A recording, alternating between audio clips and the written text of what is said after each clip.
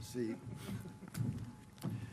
these are two of my favorite people in the whole world. I mean, these two have driven increased attention to and action in this community or this set of communities across the country, and they're both part-timers, and they have no staff underneath them.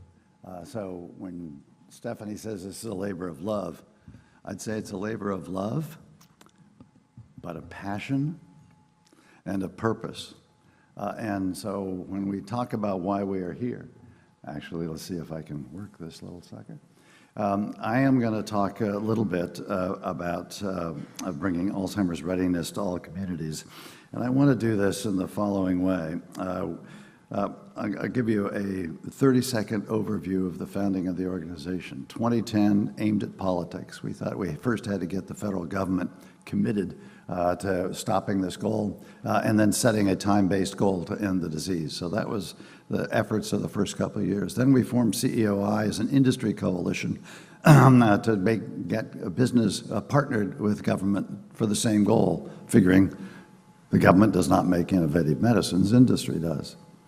And all along this way, we developed this Leaders Engaged in Alzheimer's Disease, which under the extraordinary leadership of Ian Kremer, has now over 90 Alzheimer's serving organizations across the country, virtually every Alzheimer's serving organization in the country. And part of the industry coalition was to convene the whole field and say, what are the priorities to a solution of this disease? Number one, wouldn't surprise you, finance. And so we've been working over the course of the years through a variety of networks in order to get federal funding at higher levels. And now we've gone from roughly $400 million when we were founded to about $1.4 billion on the way, hopefully this year, to $1.8 billion if we can get a budget done. Second priority was big data. And so through our CEO initiative, we are working on big data solutions. And the third was clinical trials. And so with the able assistance of our strategic advisor, Deborah Lappin, and now under the leadership of the extraordinary John Dwyer, we have a global Alzheimer's platform that has $50 million in financing and is reforming clinical trial system. But after we set those priorities in 2014, it turns out that if you assume success and getting a medicine through the regulatory hurdles, that we don't have a population that is timely and accurately diagnosed. And as a consequence, no one knows what medicine is appropriate for what populations. And as a consequence, as we introduce medicines in the very early stages of this disease to try and prevent its progression, if people aren't timely and accurately diagnosed, we're not going to know who should have those medicines. So part of the problem here is readiness in the health system and readiness in our communities. And so we have focused increasingly on a couple of metrics in that area. And one of them is the detection and diagnosis of this disease. This is the challenge. You know, these communities, if you basically say, you know, is America ready to receive medicines? The answer is no. But in particular, it's no with respect to the African American and Latino communities. Less accessible to the health system generally. The disparities in terms of the incidence of the disease among African Americans and whites is like 3 to 1. The incidence of the disease between Latinos and non-Latino whites is 1.5 to 1. And in fact, the socioeconomics of those communities are challenging. So you imagine that a medicine comes through the pipeline. Medicare is at the moment not inclined to reimburse for these medicines. So we're going to have medicines that were actually tested in the white community, because Latinos and African Americans don't participate in clinical trials at the rate that their population would suggest that they do. So we're testing it in white populations. And quite frankly, it's likely that the first set of drugs, and for a long period of time, are all going to be private pay. Now, you talk about increasing racial disparities, increasing income disparities in this country. We have got to get at with a passion, love, passion, and purpose, addressing the disparities in this community and the disparities of access to drugs in this community. Now, we do this with other networks as well. Women Against Alzheimer's, women are twice as likely, as you all know, to be both the victims and the caregivers. So women crossing to the African American and Latino communities are particularly at risk, either to have the disease or to be caregivers of those who do. We just announced yesterday of Veterans Against Alzheimer's, because it turns out that, in fact, brain-related injuries in battle, PTS, you're twice as likely to get Alzheimer's later in life. TBI, you're about 20, 30% more likely to get Alzheimer's later in life. So here's a community, again, somewhat skewed a little older, but also skewed to more diversity that is adversely affected. So we have created these networks around communities that are experiencing disparities in this disease. Now, so how do we get at this question? So part of this process is discovery through collaboration, which is this slide given to me, but it speaks very precisely to what we're doing today. What is it that we need to set as goals in this community, these communities, because it's quite diverse within the communities of color, but what kind of goals are we to be setting? For what purpose? And I'd suggest one is increasing rates of detection and diagnosis, not because it's a good in and of itself, but if you can raise those rates, that means you've begun to address the problems of access to the health system. You've begun to get at the problems of awareness and mobilization. So by setting a goal around something that you can actually measure, you will begin to test whether or not you've begun to make progress on the underlying conditions which cause the lack of detection and diagnosis, particularly in communities of color. The other goal is clinical trial participation. There's another metric that is quantifiable and measurable. What is the percentage of those who participate in clinical trials from the African American Latino community? Now it's low single digits.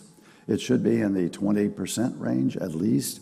And as the population now is represented by about 30% of African Americans and Latinos, it should be higher than 20%. But right now it's in the low teens. As a consequence, medicines are being, as I say, tested in populations that don't represent America. They're being tested in very narrow populations of essentially the white population. By 2030, the majority of Americans with Alzheimer's will be communities of color. Now, you think in the United States, by 2050, we're going to have a majority-minority country. But by 2030, the Alzheimer's community is majority-minority. And that's because this disease disparately impacts the communities of color. So we got to get to it. And so the discovery through collaboration of the discussions that happen today, to identify the goals that we should set, and then by setting those goals, causing a number of things to change. Now, we've done this last year. Here's a panel on precisely this subject. Stephanie and Jason lead efforts in our communities around the country to bring people to this conversation and through entertainment and through other community-based mechanisms, as I say, two part-timers. Here is obviously someone in our network, Daisy Duarte, who is getting the Be Learner Valor Award tomorrow night, who is in a clinical trial and getting infused. So we need to reach out into the communities. Here's a picture of Linda Lara on the right-hand side from the Guadalupe Centers in Kansas City, one of our strong local partners in Kansas City to work on the clinical trials recruitment issue. So we need to reach into our communities, identify what we're trying to do with some precision, and then be able to hold ourselves accountable so that when we come here next year, we'll be able to say, we made some progress. Not that we had a good time. I mean, this reminds me, these conferences tend to remind me, it's going to sound horrible. But I come out of Hollywood. Part of my career was in Hollywood. And you give a script to an actor, and the actor looks at the script, and he says, my line, bullshit, bullshit, bullshit, my line, bullshit, bullshit. These conferences tend to be people who are brilliant and who get up and say something brilliant, and then they forget everybody else who's speaking, right? And the audience tends to think that was brilliant, well, that was brilliant, that was brilliant, but in fact it doesn't tie together in terms of action. And so when Stephanie and Jason mentioned that, in fact, I insist on outcomes, I want outcomes. And so next year, when this happens, I want you to say, we set these goals in 2017 for what we wanted to achieve to get at that challenge. Doesn't have to all be solved in 1 year, but you need a directional arrow to make sure that the vector and trajectory of what we're doing is producing improvement in the lives of people. Otherwise, we're all sitting here listening to brilliant people and enjoying ourselves with our networking. But in fact, you cannot point to things that actually are changing life on the ground. And so that is my great challenge to all of you. Now, in the end, disparate communities, lots of different people from around the country, from different sectors, from farmers to community organizers to NGOs. We need to gather that diversity into unity so that, in fact, we operate with common goals and common measurements, even though we will all act independently. So, in fact, you need some organizing principle. This obviously was a goal that we still have not achieved, but unity in acting towards racial justice has made progress. As I say, far from successful yet completely, but you could say over 50 years or 30 years or 10 years, progress has been made. But we need measurement to assure that we know what we're talking about. The women's movement, the breast cancer movement. I'm always struck by the fact that in 1981, first HIV patient, the first Nancy Brinker, Susan G. Komen event for breast cancer, the founding of the Alzheimer's Association. We've had an AIDS movement, and now it's a manageable disease. We've had a breast cancer movement, and in fact now with mammograms and more systematic understanding of the disease, we are doing a lot with breast cancer. We have not had that movement yet in Alzheimer's. So our first panel tomorrow will be about, from people who are involved in those other movements, on what it takes to turn a lot of awareness, a lot of impact on the people of the United States into a movement. But in fact, that's what the kind of thing that we need.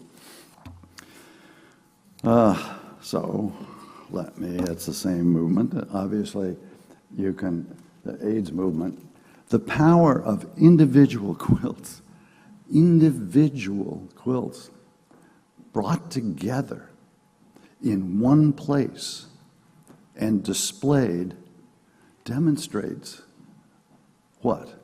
The numbers of people impacted by HIV/AIDS, the extraordinary service and love that was expressed through the making of individual quilts, but this picture says it is the unity of that movement which impacts the American people, the American government, corporations, and causes a change, the kind of change that we need. So together, we are stronger. We have to find unity in setting goals that are consensus goals, ways to measure them, and I suggest that, back one slide, please. Yes. I suggest that together we can solve this. We have solved many problems in America. We have dealt with many diseases. The costs of polio were estimated to consume the national budget when estimates were made in the 50s. No one talks about the costs of caring for polio victims today.